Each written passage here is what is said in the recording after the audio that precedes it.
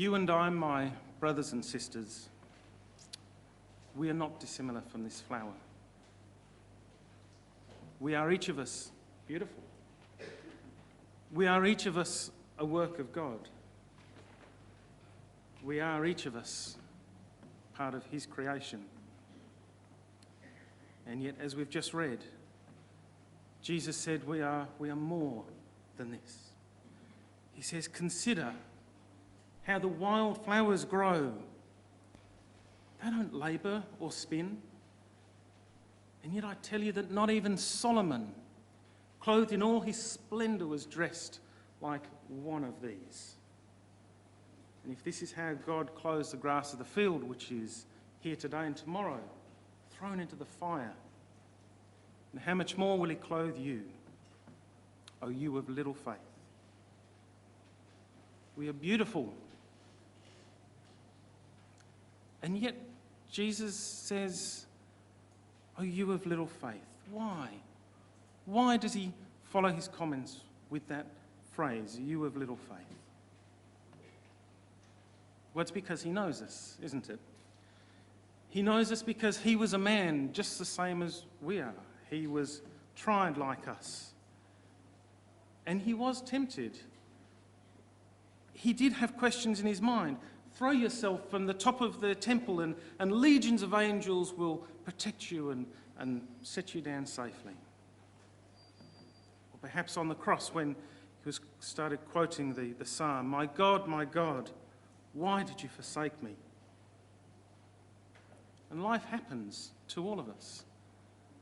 There are things which occur just like they occurred to Jesus. And at times like this week, when the weather perhaps turns and grows cold and we can feel a bit down, the weather will bring changes in mood, won't it?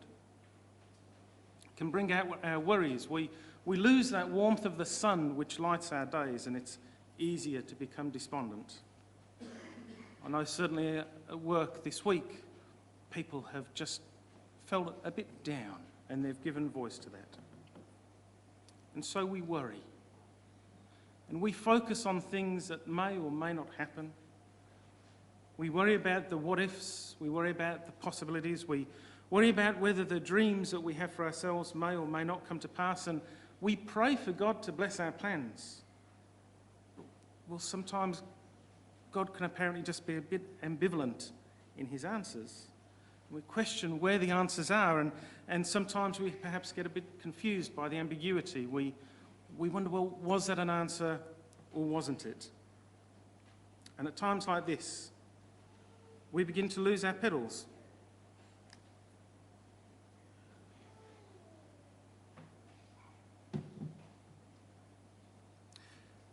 Things happen. We listen to others. Shakespeare said, we suffer the slings and arrows of outrageous fortune. Solomon was right when he was saying that nothing changes because throughout history, everybody has suffered from day-to-day worries. And so it goes for us. Perhaps this week we have been bullied. Perhaps we've been abandoned by our friends and felt lonely. Perhaps we've had disagreements with our brothers and sisters. Perhaps we've been told that we are wrong. Perhaps we have no job and we don't know where the money's coming from to pay next month's rent or mortgage. Perhaps we've had to drive another day of stress in Adelaide peak hour traffic. Perhaps you've had to put up with a culture that doesn't respect God and certainly doesn't respect you. And ultimately, we lose our pedals and we end up broken, feeling worthless, dropped into the trash can of life. I remember days when I've been broken. I remember clearly the days of not understanding. Sometimes they were really despairing moments, and sometimes they were just the worries of life, nothing too great, just coming in a wave and overwhelming me. If you've ever been at the beach, if you've been caught in a wave, if you know what it's like to be swept off your feet and tumbled around, and you can't see, and you lose your orientation, and you don't know which way is up, and when you you finally find your feet. You're standing there wiping the stinging salt water out your eyes, trying to find your focus, trying to get onto your feet again. Life can be like that, can't it? Or perhaps there are times when it's not a big wave, maybe it's just a small wave. Maybe you're like I am now, where when you go to the beach, you just roll your pants up to your knees and you go in just as far as your ankles. And the waves will roll in. But it's amazing. It doesn't take much water as they're washing back out again. And you can feel it dragging on you. And it drags the sand out from under your feet and you lose your balance and you take a step that you hadn't planned. It's what the worries of life do to us. They knock us off balance. You know, balance is a funny thing. Something which most of the time comes naturally enough to us. But we lose balance when we lose our visual perspective of what's happening around us. It's like the tightrope walker. They're not there looking down at where they're going to put their foot next on the rope. They're looking ahead. There is a focal point that they're fixed on, and that's what they're looking at.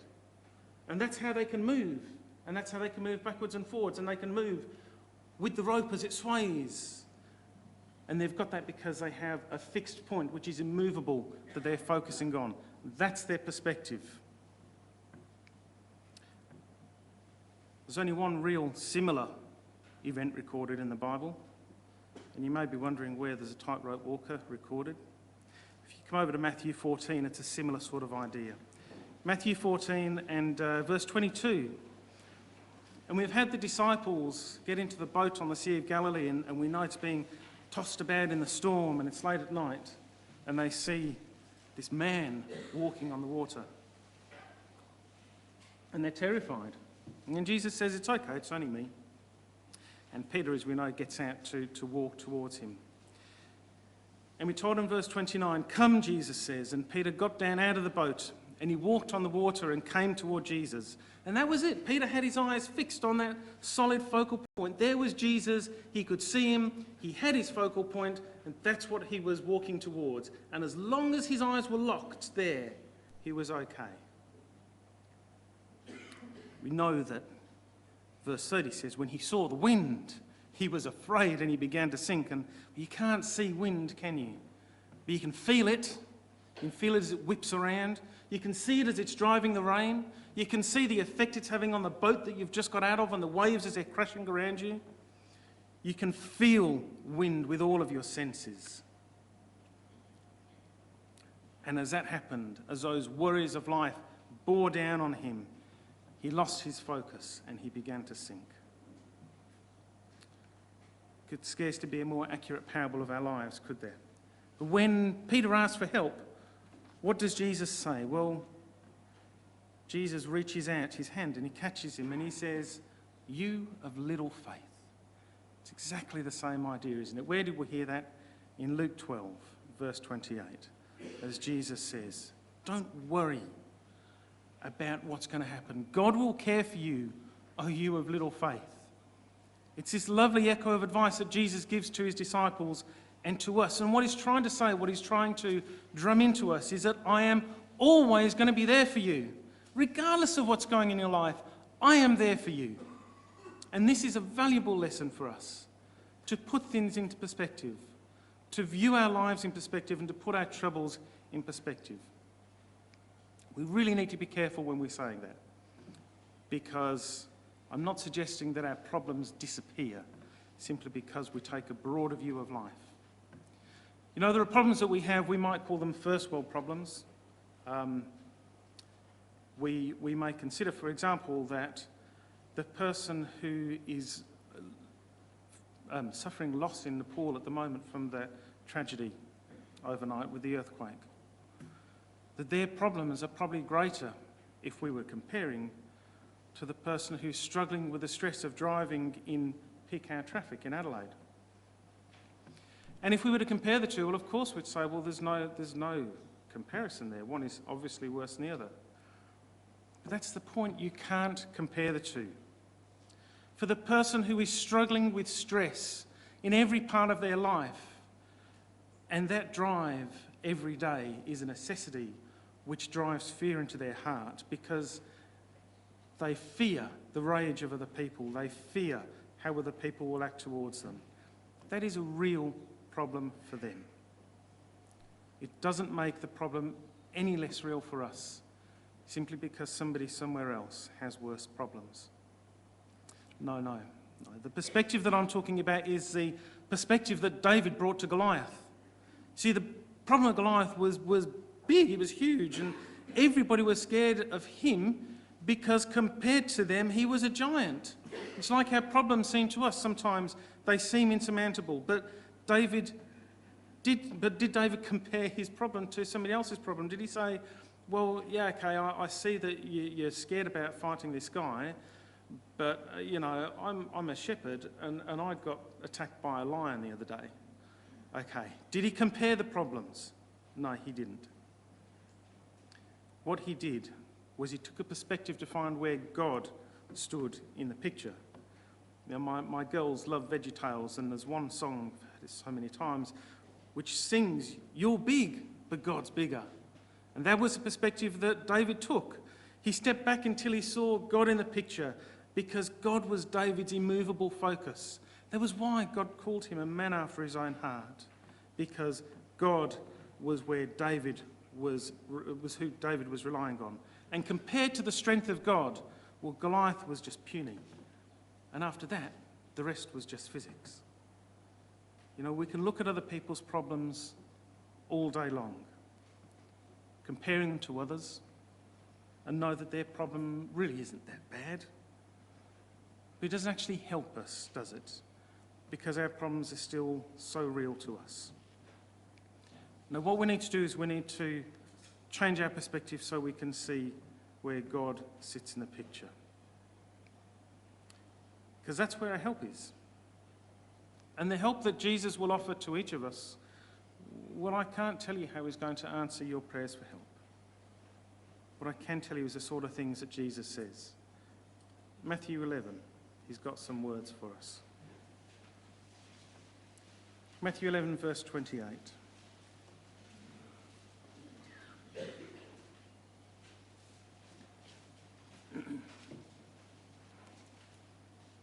As Jesus says to us, Come to me, all you who are weary and burdened, and I'll give you rest. Take my yoke upon you and learn from me, for I am gentle and humble in heart, and you will find rest for your souls. For my yoke is easy and my burden is light. And I want to make another point here, because when we're talking about perspective where it relates to our worries, well, we can all look at this and say, okay, David, here, that makes sense. Don't compare your problems to somebody else's, because that doesn't really work. Don't compare other people's problems to ours. Put them in perspective and see that our problems can and are shared with Jesus, and that there's a yoke, it's burden easy, like we've got all of that, no problems. But sometimes the way that we compare ourselves to others is in other ways, which often takes God out of the picture as well. It's not just our problems that we compare ourselves to. We are called to be children of God, and that means that we, each of us, have a relationship with God as our Father. And that means that my relationship is different to John's relationship with God, which is different to somebody else's, and so on. We all have our own relationship with God. But so often we worry that the relationship of the person next to us is somehow going to affect me. It's kind of like when Lita is cooking in the kitchen. I may not agree with the way that she's cooking. May not. But I've learned not to interfere, because so long as we get to eat and I don't suffer from the experience, I probably didn't have too much to worry about. Paul makes an interesting point about this in 1 Corinthians. He's talking about the meat offered to idols. And he outlines the problem in verses 4 through to 8. He talks about food sacrificed to idols in verse 4. We know that an idol is nothing. We know that there is no God but one. We know that there are so-called gods, and indeed whether there are many gods, many lords, for us doesn't matter, because there is one God, the Father, one Lord, Jesus Christ. And so therefore, the food being sacrificed for an idol, in verse 8, the food does not bring us near to God, no worse if we do eat it, no better if we do. What he's saying here is, in actual fact, this really doesn't matter. It's not a real problem. The whole issue is one big furphy. But for some people, it did matter. And there was this concern that for them, eating meat which had been offered to idols was a problem. And so what was the perspective which Paul used to address this? Well, he actually laid it out for us in the first couple of verses. He said, verse 1, now about food sacrificed to idols. This is what I'm going to talk about. He talks about the fact that we have knowledge and the fact that we have love is something which also enters into relationships. But verse 3, what he talks about there is that whoever loves God is known by God. The very first part of this, of understanding this problem, of understanding how the relationships which people worked, is the fact that we all have a relationship with God. That was the first part of being able to address this. That was the perspective which Paul put in place. Just to explain this a little bit further, Leda and I were talking about this, and we termed the phrase God things, to talk about the things that some people find important which others do not. So, for example, it may be the way that we address God in prayer, or how we dress on a Sunday, or the type of music that we might consider appropriate for worship. And now, whilst I may consider that none of these things are a problem, it may be a problem to some. And what Paul is saying here is, don't compare your God things to somebody else's and think that yours are more important or that theirs are less important. It's not about how what you does affects me. It's about making sure that what I do doesn't affect your relationship with God. Just say that again. It's not about how what you does affects me, but making sure that what I do doesn't affect your relationship with God. The writer to the Hebrews puts it like this in verse 1 of chapter 12. Let us run with endurance the race set before us, fixing our eyes on Jesus, the author and finisher of our faith. It's my race with my focus, and it's your race with your focus, and I'm not running your race or focusing on you. So for Jesus in his ministry, that meant that there would be times when he did things that other people weren't comfortable with. So he dined with Zacchaeus, the tax collector, and Simon the leper. He preached to the woman who had 5 husbands and a live-in lover. He let the prostitute wash his feet. He did all of these things with one thing on his mind, and that was how he could bring them closer to God. He wasn't comparing how their actions affected him, rather he was concerned about how his actions could benefit them. He was concerned with helping others, not bemoaning how they affected him. It's not about me and you, it was about me and God and you and God. That was the perspective that Jesus took. So let's come back to Luke 12. Now, why is it that Jesus felt the need to talk to his disciples at this particular point in time about this issue? Well, it leads in from the previous section where Jesus says, therefore I tell you. So he's following on from the previous part. And what's occurred there? Well, back in verse 13, somebody in the crowd said to him, "Teacher, tell my brother to divide the inheritance with me." Well, it's probably quite a reasonable question. We don't know what the facts were. It might have been quite just and equitable to request that inheritance be divided. We don't know. Maybe the other brother was being greedy, and which is why there was a request for help from Jesus. But Jesus, he wasn't in a position to make a legally binding decision. He wasn't a judge. He could have given his opinion, but at the end of the day, it wouldn't necessarily change anything. And so how does he answer this? Well, he puts this in the perspective of a person's relationship with God. So he tells the story of a man who was singularly obsessed with accumulating wealth. I've had an abundant harvest. What am I going to do? Oh, I don't know what I'm going to do. I'm going to tear down my barns. I'll build bigger ones. I'll store my surplus grain. I'll say to myself, you've got plenty of grain laid up for many years. Take life easy. Eat, drink, and be merry. That was it. It's not a tale of woe for the rich. What it's really saying is this: go ahead and make your plans, that's fine, but don't do it at the expense of God. Jesus doesn't say that for all those who accumulate wealth that you're going to be considered a fool. What he says is that those people who accumulate wealth but ignore their relationship with God, they are the ones who are foolish. Money may bring you material security, but it won't buy divine redemption. And he then tells the opposite of the story to make his point again, which is a part that we just had read for us. On the flip side, a lack of money may lead you to question your material security. Where's my next meal coming from? How am I going to clothe myself?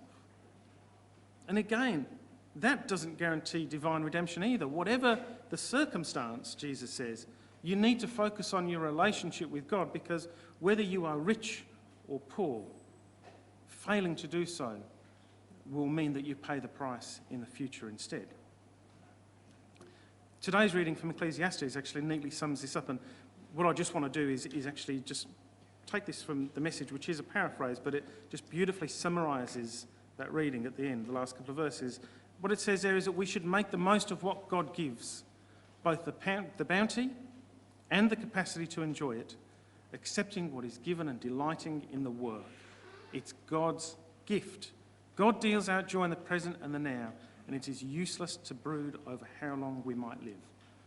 So go ahead, make plans, have dreams, set goals, even accumulate wealth, but do not do this in the mistaken belief that your wealth will secure your eternal future. Because if your heart is bound up, as Jesus says, in the treasures you accumulate now, then you've got your reward now. Conversely, if you're at the other end of the scale, understand that Jesus will supply your every need, even when you least expect it or believe that it's going to happen, because if your heart is bound up in the worries of this life, then that's where your focus will be. Not on Jesus, not on your relationship with God. Remember, we read there that Jesus is the author and finisher of our faith. He's the author. As Leda said, he literally wrote the book on faith. So don't bind your hearts in the worries of this life, because that is just as big a problem. No, the worries of this life, they are many, they are great, they are varied, they beat us down, and they leave us broken. And it doesn't matter how great or inconsequential those worries are, they have the same result. This morning, we have perspective.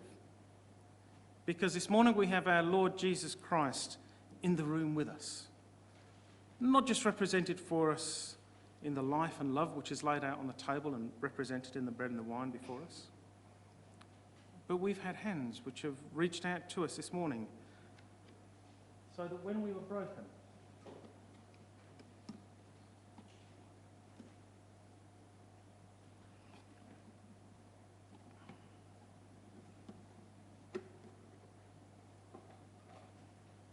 we could be lifted out again. We could be a new life. We could be a new creation. And we can live in hope, because the love of our God for us is new every morning. It's new this morning. And so this morning, my brothers and sisters, my fellow flowers, we are once again not dissimilar from this beautiful flower. We are beautiful. We are perfect. We are the very handiwork of God. We are known by him, and our needs are supplied by him, and above all, we are loved by him.